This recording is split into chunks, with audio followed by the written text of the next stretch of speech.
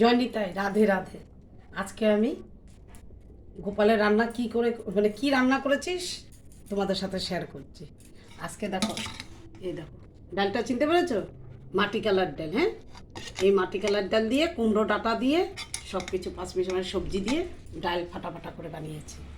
আর করলায় যে তরকারি করেছি, আলু করলা দিয়ে।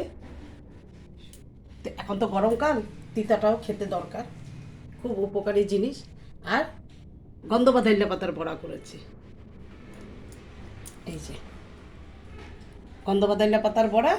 আর করেছি এটা হলো কলার মোচা বড়া করেছি। পুদিনা পাতার চাটনি করেছি।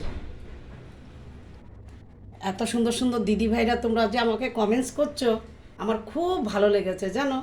তার জন্য আমার আরও মনের উৎসাহ দিয়ে আমি দেখো তো চটজলদি রেসিপি, একদম তাড়াতাড়ি, কোনো খাটনি নেই কিছু নাকি। গরমকাল তো গ্যাসের সামনে বসে দাঁড়িয়ে থাকা সবারই কষ্ট।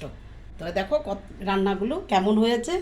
এই রান্নাগুলো তোমাদের কমেন্টস পড়ে আমার খুব ভালো লাগে, খুব ভালো লাগে। জানি তাই, রাধে রাধে।